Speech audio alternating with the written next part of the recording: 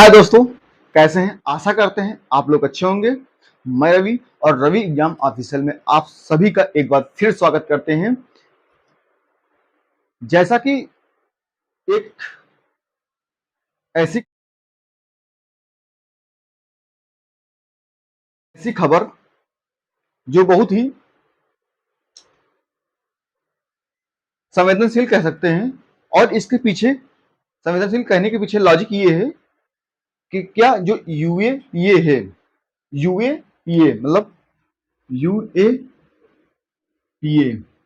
Unlawful activities prevention act 1967, ये क्या होता है?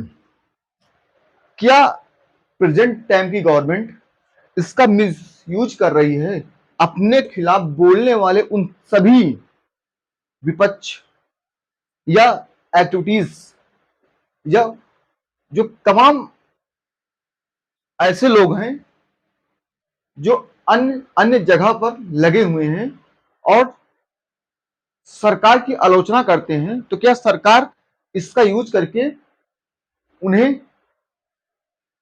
या उनके जो शब्दों को या उनकी जो स्पीक एक प्रकार से कह सकते हैं राइट टू स्पीक, अभिव्यक्ति की आजादी क्या छीन रहे हैं? बहुत सारे ऐसे क्वेश्चन हैं जिनका आज हम इन्हीं के कुछ ऐसे तथ्य हैं जिस पर बात करेंगे। और बात करने से पहले, क्या एक फेमस इंटेलेक्चुअल बुद्धिमत्ता से परिपूर्ण लेखिका अरुंधति राय, हम इन्हीं पर बात करने वाले हैं। अभी 14 जून को दिल्ली के एलजी वीके सक्सेना जी ने इन पर यूएपीए 1967 45(1) के खिलाफ मुकदमा चलाने का आदेश दिया है। पहले तो यूएपीए होता क्या है, इसे क्यों लाया गया, इसकी क्या जरूरत पड़ी, क्या आज इसका मिस यूज हो रहा है, क्या सरकार इसका गलत तरीके से अपने उन तमाम विपक्षी कह ले या जो एक्टिविस्ट हैं जो बहुत सारे मुद्दों पर अपनी राय रखते हैं, उनके खिलाफ इस एक्ट का प्रयोग कर रहे हैं? बहुत सारे ऐसे सवाल हैं। आप लोग भी सोच रहे होंगे कि गवर्नमेंट क्या कर रही है, हमारी जो केंद्र सरकार है वो क्या कर रही है। तो बात है अरुंधति राय जी की, बहुत ही इंटेलेक्चुअल, बहुत ही बुद्धिमत्ता से पूर्ण, जिन्हें द इनकी एक बहुत प्रसिद्ध पुस्तक है, और एक ऐसी महिला है जो प्रथम भारतीय महिला है जिसे बुकर पुरस्कार से सम्मानित किया गया था। किसे बुकर पुरस्कार से सम्मानित किया गया था? अब ये क्वेश्चन फिर एक बार बन सकता है क्योंकि ये चर्चाओं में है यूएपीए को लेकर। ठीक है, तो ये क्वेश्चन अब बन सकता है। इनकी पुस्तक थी the God of small thing,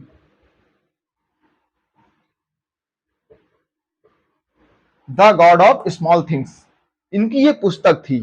इनकी ये पुस्तक आई थी 1990, जो आई थी 1960 समथिंग। इनको 1997 1997 1997 में बुकर प्राइज से सम्मानित किया गया था। किससे? बुकर प्राइज से सम्मानित प्रथम भारतीय महिला थी। यार कौन थी? प्रथम भारतीय महिला थी। ठीक, क्लियर? अब आप लोगों के जहन में एक बड़ा सम्मान वाला भाव उत्पन्न हो रहा है, वो इन्होंने ऐसा क्या कर दिया, इन्होंने ऐसा क्या कर दिया कि इनके खिलाफ सरकार एलजी जो दिल्ली के उपराज्यपाल हैं वीके सक्सेना ने आदेश जारी कर दिया है यूएपीए के खिलाफ केस दर्ज करने के लिए। तो जाहिर सी बात इन्होंने कुछ बोला होगा, विभाजनकारी शब्दों का प्रयोग किया होगा, तभी इनके खिलाफ ये लगा है। तो हम बात करने वाले हैं टोटल क्यों लगा है इन पर यूएपीए। तो आज के 14 साल पहले, आज के 14 साल पहले यानी कि 2010 में इनका एक बयान आया था, the Kashmir is not integral part of India. The Kashmir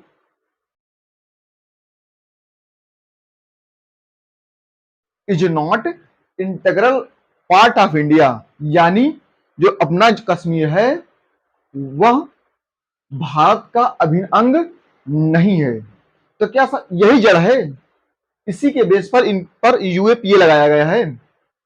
जी हाँ, बिल्कुल इसी पे लगाया गया है। क्या है पूरा मामला और कहां पर ये आयोजन किया गया था, कहां पर नहीं किया गया था, बिल्कुल बताएंगे। क्या होता है यूएपीए, कौन जांच करता है और किसको अथॉरिटी रहती है जांच करने की। ठीक है, तो बात करते हैं सन था 2010 में दिल्ली के कॉपरनिकस मार्ग पर एक प्रोग्राम था और उसके जो ऑर्गेनाइजर थे वहां पर अरुंधति राय जी थी, शेख हुसैन और दोनों पर चार्ज लगाया गया है। क्लियर, शेख हुसैन और एक कोई राय करके थे, ये लोग थे वहां पर, शेख हुसैन और ये अरुंधति राय। तो यहीं पर उन्होंने बोला था Kashmir is not integral part of India, यानी कश्मीर भारत का अभिन्न अंग नहीं है, और यदि नहीं है, यदि वहां के लोग स्वतंत्रता की लड़ाई लड़ रहे हैं या स्वतंत्र होने के लिए मांग कर रहे हैं, तो हमें उनकी अभिव्यक्ति की आजादी को ध्यान में रख के उन्हें आजाद कर देना चाहिए।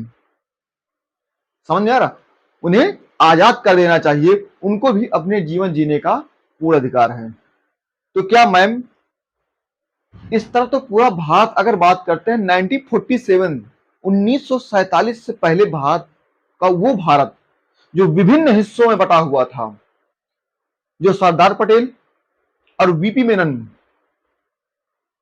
की दृढ़ निश्चय से आज यूनाइट भारत दिखता है। अखंड नहीं कह सकते हैं यूनाइट, क्योंकि अखंड भारत बात करते हैं तो ये बात अफगानिस्तान तक, भूटान, नेपाल, ये सब की बात होनी चाहिए, मगर हम केवल अपने भारत की बात करते हैं जो प्रेजेंट टाइम में अपने मानचित्र पर दर्शाया गया है। अगर हम इस तरह इन चीजों को छोड़ दें तो नॉर्थ ईस्ट के जो क्षेत्र हैं, मणिपुर, अरुणाचल प्रदेश, कहीं न कहीं कभी न कभी वो अपनी अलगाववादी नीति, सेपरेटिस्ट की मांग करते थे, और अभी कहीं न कहीं नॉर्थ ईस्ट में ये बातें उठती हैं कि हमें अलग राज्य या अलग विशेष कुछ दे दिया जाए। अगर इस तरह गवर्नमेंट ऑफ इंडिया किसी की गवर्नमेंट रही हो, जरूरी नहीं कि वो मोदी की हो, किसी की रही हो, इन चीजों को बिल्कुल बर्दाश्त नहीं करेगी कि जो कश्मीर है हमारा अभिन्न अंग है। गवर्नमेंट छोड़ो, कोई देशवासी नहीं बर्दाश्त करेगा कि हैदराबाद किसी दूसरे को दे दिया जाए। उन सरदार पटेल और बीबी मेनन की दृढ़ निश्चय ने हैदराबाद, भोपाल, जम्मू कश्मीर जैसे उन क्षेत्रों पर जहां पर एक साम दान दंड भेद, और कहा जाता है कि सरदार पटेल के बारे में कि एक हाथ में लड्डू और एक हाथ में लाठी लेकर बात करते थे, जो भी विलय पत्र में साइन करने से मना कर देता था। जब बात जम्मू कश्मीर की आई, जब घुसपैठियों ने या कबीलियों ने हमला कर दिया इसी क्षेत्र पर, जम्मू कश्मीर वाले क्षेत्र पर, और कुछ हद तक अंदर चले आए, जिसे बोलते पीओके, पाक ऑक्युपाइड कश्मीर, वो अंदर चले आए और उस पर कब्जा कर लिया। और जब कब्जा कर लिया तो आज तक वो पार्ट उन्हीं के कब्जे पे है। और जो बचा हुआ कश्मीर है, आप बोल रही हैं कि अगर इनकी ये मांग है तो इसे भी दे देना चाहिए, उन्हें स्वतंत्र कर देना चाहिए। आपकी जो इंटेलेक्चुअल बुद्धिमत्ता है उस पर कोई शक नहीं करता है, मगर मैं एक बार फिर ये बात कहना चाहता हूँ कि बहुत ज्यादा ऐसे लोग होते हैं, जरूरी नहीं कि उन्हें भारत सरकार या कोई भी सरकारी सम्मानित करें, कोई पुरस्कार मिले, ये बिल्कुल डिपेंड नहीं करता है वो उनका अंतर्मन क्या चाहता है। वो उनका जो एक विचार है कहीं न कहीं सबके सामने आ ही जाता है। तो ये इनका विचार था कि जो जम्मू कश्मीर है, और इन्होंने जब मेधा पाटकर नर्मदा बचाओ आंदोलन चल रहा था वहां पर भी गई, और उस आंदोलन में इन्होंने भाग लिया। कौन? अरुंधति राय जी ने। जब अरुंधति राय बैठी तो फिर मैं एक बार आप लोगों को बिल्कुल बताना चाहता हूं, जब बैठी तो उन्होंने कहा ये आदिवासियों का वो क्षेत्र है, आदिवासियों के हक छीने जा रहे हैं, आदिवासियों के साथ ट्राइबल एरियाज में आक्रमण किया जा रहा है। तो ये कहीं तक उनको अपने इस एक होता ना कि धारा प्रवाह में उनको अलग किया जा रहा है। मैम, आप किस तरह की बातें करती हैं? हमारा देश विभिन्न जात, धर्म, वसुधैव कुटुंबकम का एक जीता जागता उदाहरण है। यहाँ पर रंग भेद हर तरीके के लोग पाए जाते हैं, हर तरीके के। यहाँ पर ऐसा कोई नहीं बचा है जो नहीं है। अगर आप इस तरह सेपरेटिस्ट अलगाववादी नीतियों को समर्थन करेंगी तो जाहिर सी बात है आपके प्रत्येक बयान पर हर भारतीय बोलेगा, और बोलेगा तो कहीं न कहीं आपको परेशानी होगी, और परेशानी होगी तो इसके लिए जो रूल एंड रेगुलेशन है वो जरूर लागू किए जाएंगे। ये काम तो हमको लगता पहले हो जाना चाहिए था, जो अब हो रहा है। अब कहने वाली बात है, क्या गवर्नमेंट एनडीए की है प्रेजेंट टाइम में, तो क्या वो दबाव में नहीं है? क्या जो इसके घटक दल हैं एनडीए के, क्या इस पर अपनी प्रतिक्रिया देंगे या जाहिर करेंगे? तो ये तो देखने वाली बात होगी। फिलहाल अभी ऐसा कुछ नहीं हुआ है। मोदी गवर्नमेंट पूरी दृढ़ता के साथ उसी मजबूती से ऐसे लोगों पर कार्रवाई कर रही है, और इनके खिलाफ जो शिकायतकर्ता थे वो सुशील पंडित जी थे। कौन थे? सुशील पंडित।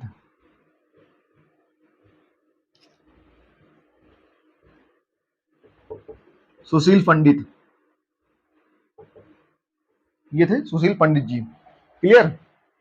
तो ये बात आप लोगों को समझ में आ रही होगी इन्होंने क्या बोला, और इसीलिए इन पर यूएपीए के तहत मुकदमा दर्ज किया गया है। अब यूएपीए के प्रावधान क्या हैं? क्योंकि 2019 में इसे दोबारा अमेंडमेंट्स किया गया था। क्या होता है यूएपीए?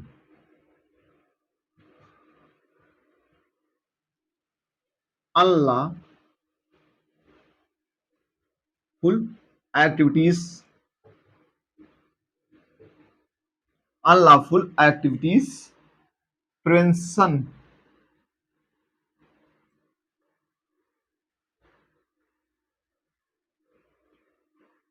Of act 1967। ठीक है, किस धारा के तहत? धारा 55(1) के तहत इनके खिलाफ केस दर्ज किया गया है। इस एक्ट के माध्यम से किया गया 1967। अब क्वेश्चन पूछा जा सकता है कि कब आया था, इसका फुल फॉर्म क्या होता है? Prevention act. ठीक, अब किन पर लागू होता है? इस पे अमेंडमेंट्स 2019, इसका अमेंडमेंट्स हुआ था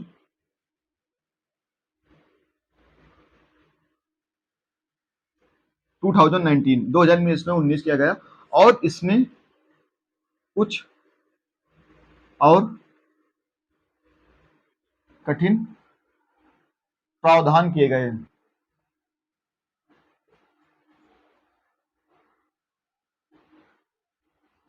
ठीक है, तभी से इसका और ज्यादा इस्तेमाल होने लगा। तभी से विपक्ष भी कहीं न कहीं सरकार को क्योंकि ऐसे बहुत सारे मामले आए हैं कि जो सरकार के खिलाफ बोलते थे उन पर भी यूएपीए लगा दिया गया है। ठीक है, अब होता क्या UPA, NIA, NIA national national investigation agency, क्या होती है, नेशनल इन्वेस्टिगेशन एजेंसी, कि जो इसके ऑफिसर्स होते हैं, ऑफिसर्स या ऑफिसर्स में कौन से रैंक के, ऑफिसर रैंक ऑफ, ठीक है, इंस्पेक्टर, इंस्पेक्टर या डीएसपी या एसीपी, इनको अधिकार होता है जांच के लिए कि जो यूएपीए लगा है, यूएपीए लगा है, ये लोग जांच करें और जांच करके अपना फाइल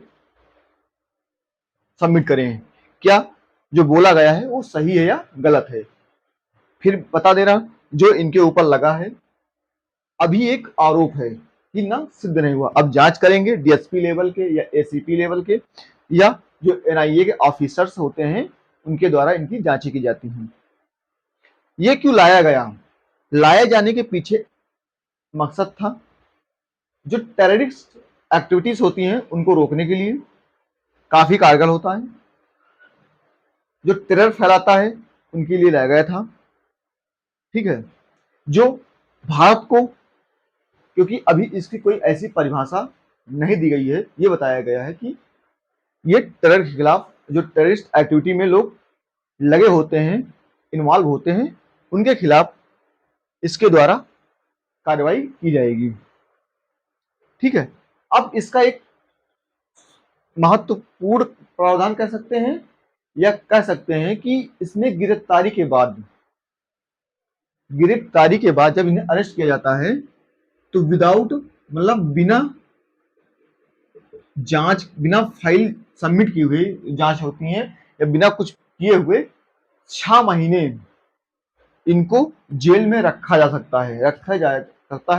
आप फाइल, मतलब जो जांच में मिला क्या हुआ क्या नहीं हुआ, इस पे डिपेंड नहीं करता है। अगर यूएपीए लग गया है तो सीधा सीधा आपको 6 महीने के अंदर जेल में सॉरी डाल दिया जाएगा।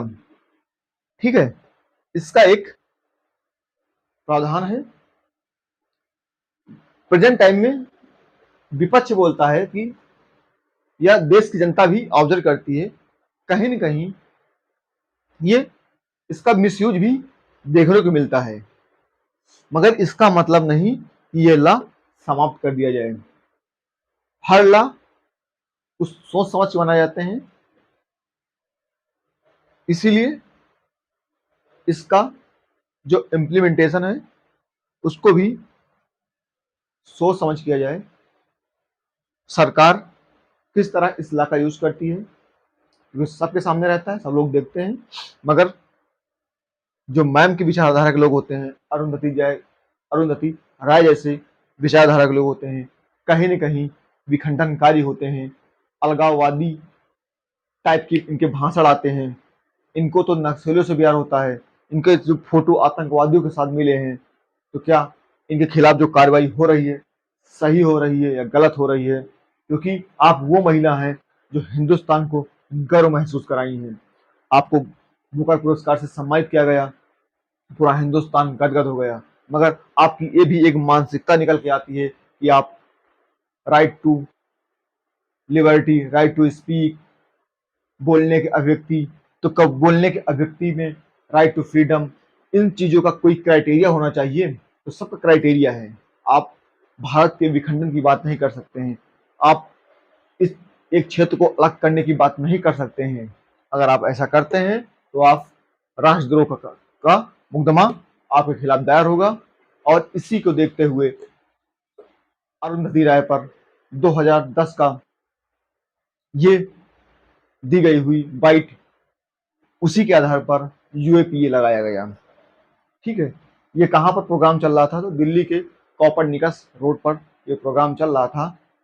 आजादी करके कुछ, आजादी द ओनली वे, इनके जो प्रोग्राम नाम था आजादी द। अब आपको इसी से इनका जो प्रोग्राम बैनर तले था आप पता लग जाएगा। क्या नाम था? आजादी द ओनली वे, आजादी ही मात्र एक रास्ता है। मतलब अगर देखा जाए तो क्या 2010 में भारत में आजादी नहीं थी? अगर ये ऐसे बैनर तले अपने वक्तव्य को बोलती हैं तो क्या 2010 में आजादी नहीं थी या आजादी छीन ली गई थी? तो आप लोग डिसाइड करिएगा, क्या सही लगाया गया है, क्या नहीं लगाया गया है।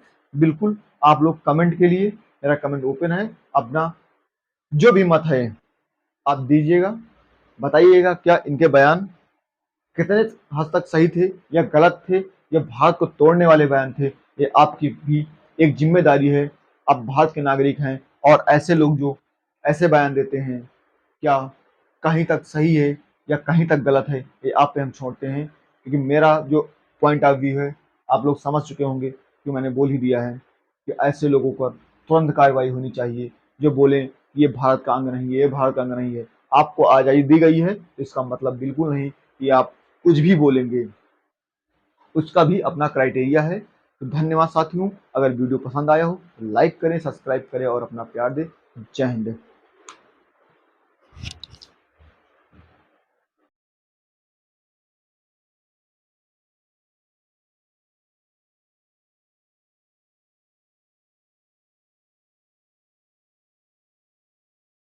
ऐसी खबर जो बहुत ही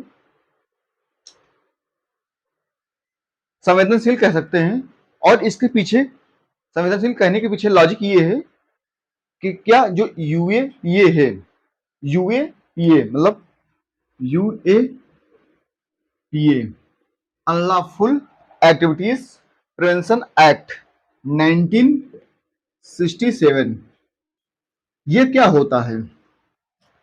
क्या प्रेजेंट टाइम की गवर्नमेंट इसका मिसयूज कर रही है अपने खिलाफ बोलने वाले उन सभी विपक्ष या एक्टिविटीज या जो तमाम ऐसे लोग हैं जो अन्य अन्य जगह पर लगे हुए हैं और सरकार की आलोचना करते हैं, तो क्या सरकार इसका यूज करके उन्हें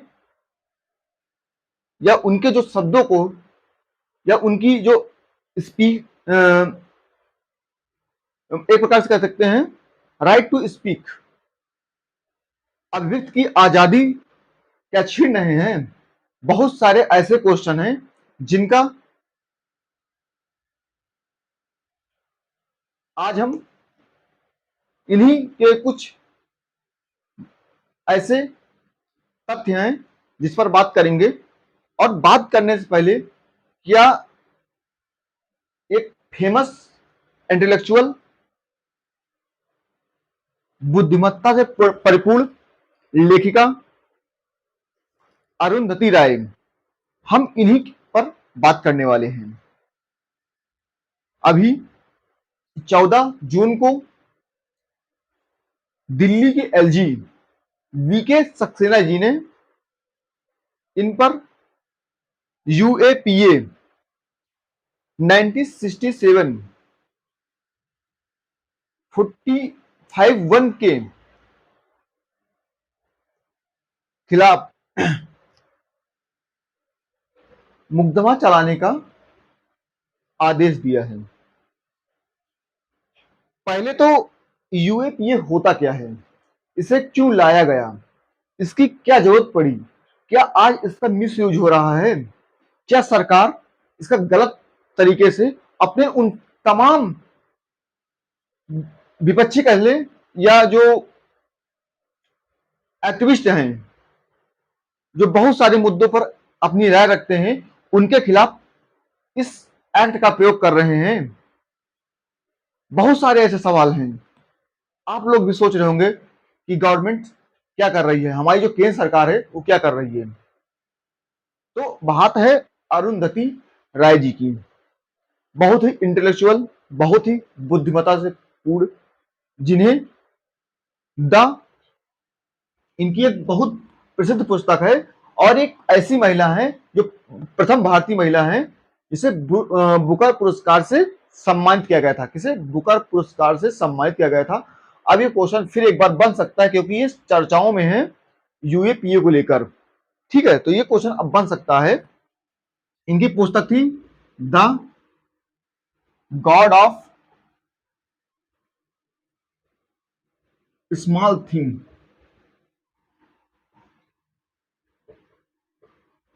the God of small things इनकी ये पुस्तक थी। इनकी ये पुस्तक आई थी 1990, जो आई थी 1960 समथिंग। इनको 1997 1997 1997 में बुकर प्राइज से सम्मानित किया गया था। किससे? बुकर प्राइज से सम्मानित प्रथम भारतीय महिला थी। याद कौन थी? प्रथम भारतीय महिला थी। ठीक, क्लियर। अब आप लोगों के जहन में एक बड़ा सम्मान वाला भाव उत्पन्न हो रहा है। ओ, इन्होंने ऐसा क्या कर दिया? इन्होंने ऐसा क्या कर दिया कि इनके खिलाफ सरकार एलजी जो दिल्ली के उपराज्यपाल हैं बीके सक्सेना ने आदेश जारी कर दिया है यूएपीए के खिलाफ केस दर्ज करने के लिए। तो जाहिर सी बात इन्होंने कुछ बोला होगा, विभाजनकारी शब्दों का प्रयोग किया होगा, तभी इनके खिलाफ ये लगा है। तो हम बात करने वाले हैं टोटल क्यों लगा है इन पर यूएपीए। तो आज के 14 साल पहले,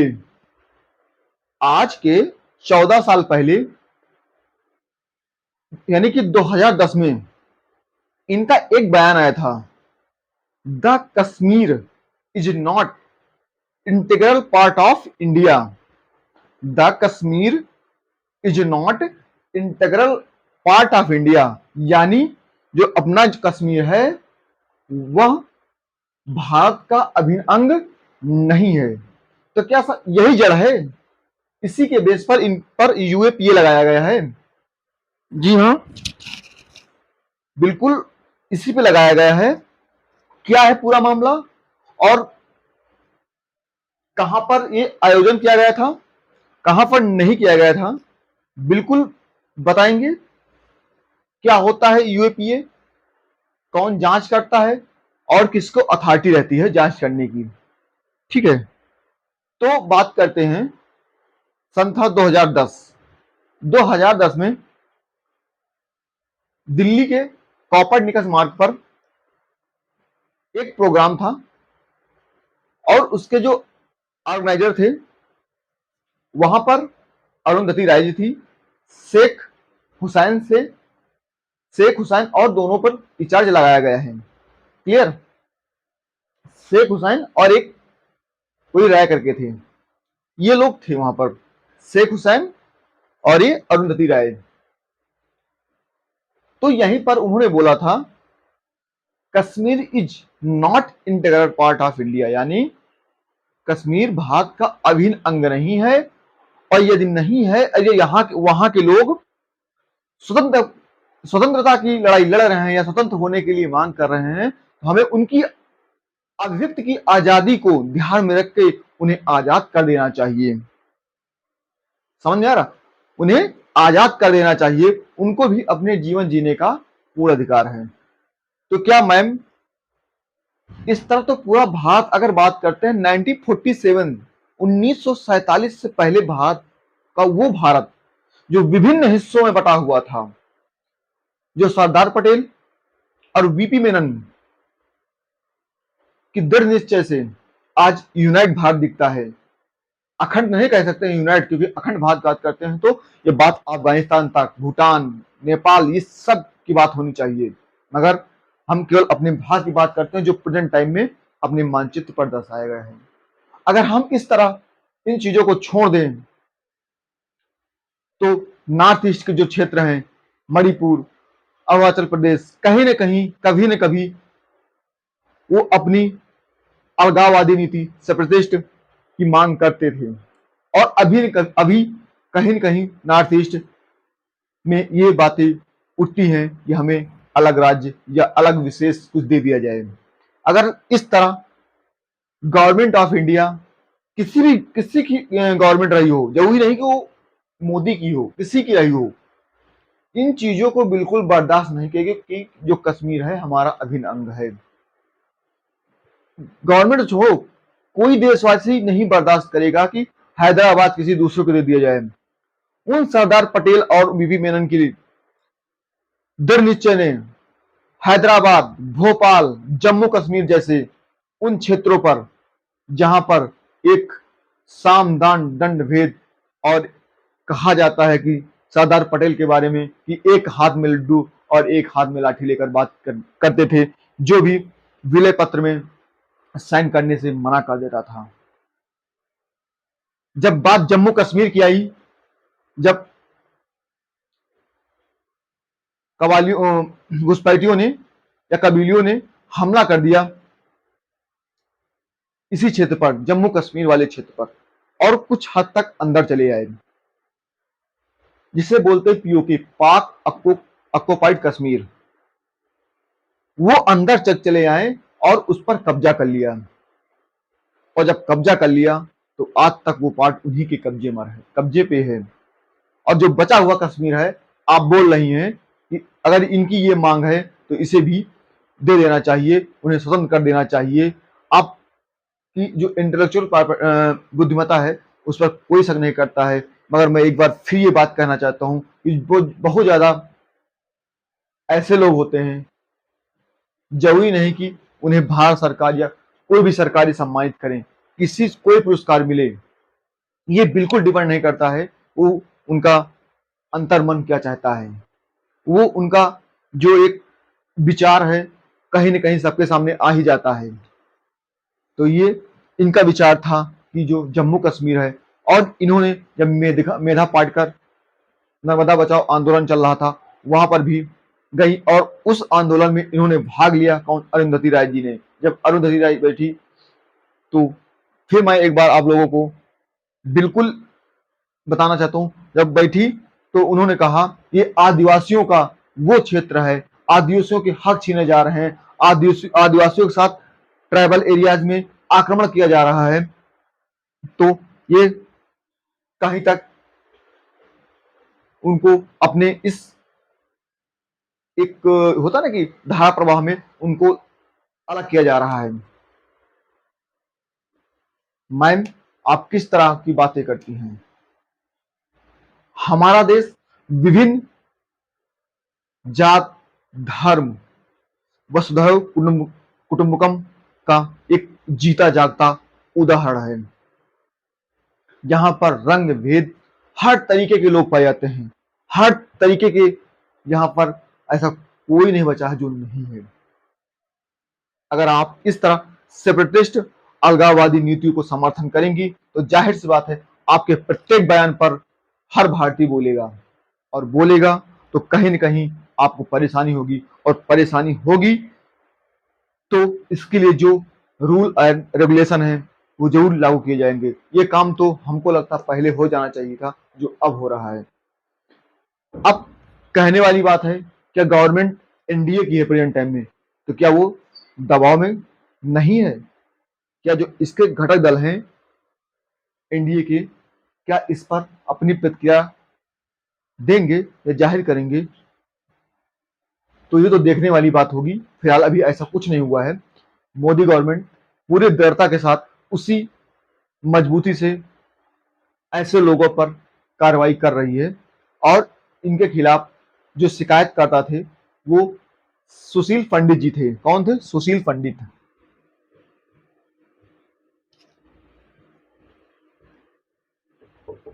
सुशील पंडित, ये थे सुशील पंडित जी। क्लियर?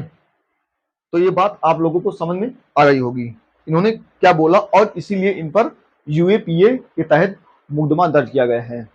अब यूएपीए के प्रावधान क्या हैं? क्योंकि 2019 में इसे दोबारा अमेंडमेंट्स किया गया था। क्या होता है यूएपीए।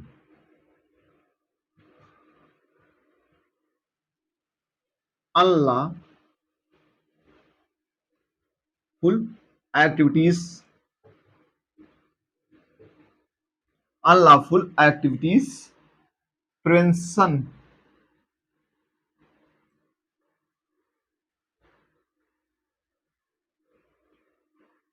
Of act 1967। ठीक है, किस धारा के तहत? धारा 45(1) के तहत इनके खिलाफ केस दर्ज किया गया है। इस एक्ट के माध्यम से किया गया 1967। अब क्वेश्चन पूछा जा सकता है कि कब आया था, इसका फुल फॉर्म क्या होता है? Prevention act. ठीक, अब किन पर लागू होता है? इस पे अमेंडमेंट्स 2019, इसका अमेंडमेंट्स हुआ था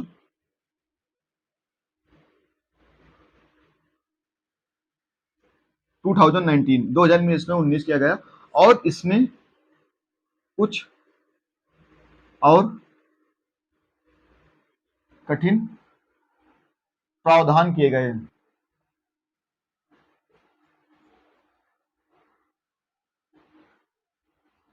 ठीक है,